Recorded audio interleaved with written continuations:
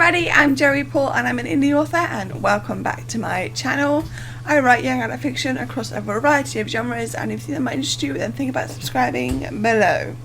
I thought with Nano season approaching I would do a bit of a reflection on tracking words. We all know that people do it. I do it every month and it works for me, but I also wanted to touch on what to do if it doesn't work for you. Too much of the time the emphasis is placed on words, and there are so many other ways to track if that's something that you want to do. So here we go. Number 1. Why I track words. I started tracking when I first did NaNoWriMo back in 2016, I think it was. It wasn't necessarily about winning Nano because I was being a rebel, knowing that I didn't yet have the ability to write 50,000 words in a month, and so was tracking pages. My plan and goal was to write a page for every day that there was in a month. I hit that goal, but I also kept track of the words, more as a way for me to see what was normal for me to write in a month. As you all know, when I first started this channel, I was tracking chapters, pages and words, and have been pretty much doing that ever since. It's an accountability thing for me. It was not meant as something for someone else to hold themselves up against and try and meet the same level.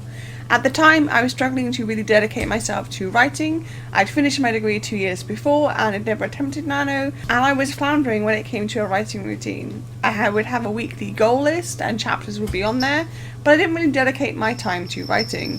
It was very much a when I feel like it kind of thing. And as someone who was trying to make writing my career, even though I had books in backlog and was actively publishing, I didn't really worry too much about getting things done. Tracking pages and chapters and yes, words helped me get that focus.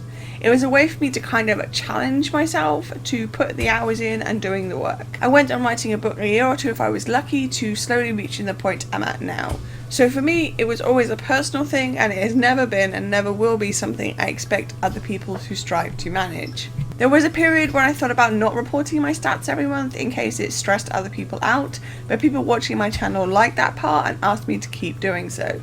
So for me, it's very much part of my routine and I like it. Number 2. How to track words. I have a jotter pad that lets me keep track of the starting word count at the beginning of the month and then the one at the end, and do some maths, usually with a calculator, and work out the words there.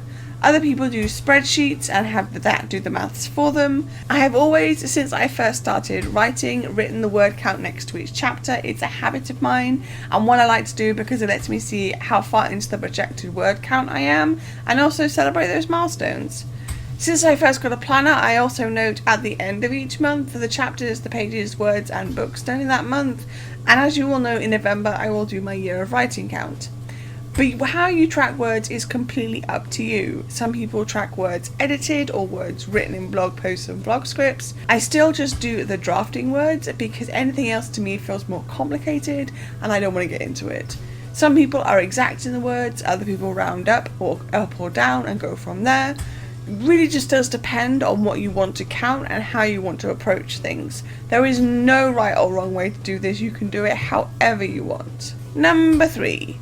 Other things to track. Of course there are other things to track. I mentioned chapters and pages when it came to writing, but there are even more than that. You can track the hours worked. This is something that works both in editing and drafting because it's pretty easy to set a timer and write down how long you spent on something. You know, I used ToggleTrack and did a breakdown of how I spent my 2021, which I will link up in the cards, but I like that app because it does all the calculating for you and also has the breakdown in pretty colours and is easy to read.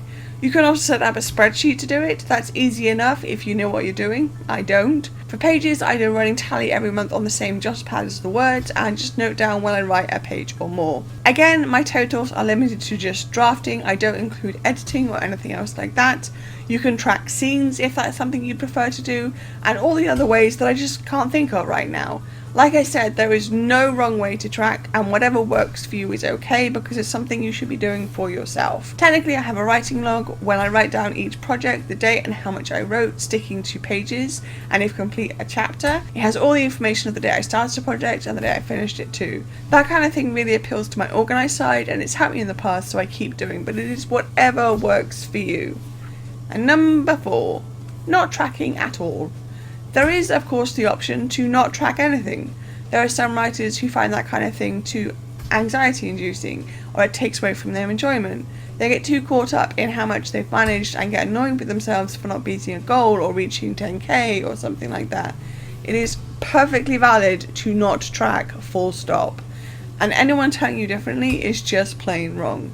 If you want to track, go for it. But if you don't feel like that because other writers are doing it, you have to. It's all about making the right choices for you as a writer, you as a creator, and all that goes with it.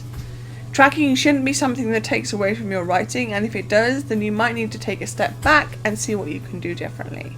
So there we go, that's basically all my thoughts on tracking words and the like. I'm sorry about the kittens, they just decided that they wanted to be in the video too. As I said, tracking is something that I do basically naturally and part of my routine, and it feels weird not to do it. So it's something that I will continue to do, but it's not something you have to do. If you personally don't feel like tracking works for you, any kind of tracking, then that's completely valid and completely okay. Do you track your words or your pages or your chapters or your scenes or your time, etc, etc? If you do, let me know in the comments down below. So that's all I've got time for today. If you want to support my channel, you can comment, like or subscribe. I post new videos on Thursdays. You can find me all over social media and my books are available everywhere, and you can also sign up for my newsletter. And don't forget to pre-order Cramming Chronicles Second Pang, which is the second in a young adult urban fantasy series, and if you do pre-order, don't forget to grab the swag. And also don't forget to grab a ticket for Author City in Birmingham in July 2023, where I'll be signing books. All the links for which are listed below. Thanks for watching, and remember to keep writing. Bye.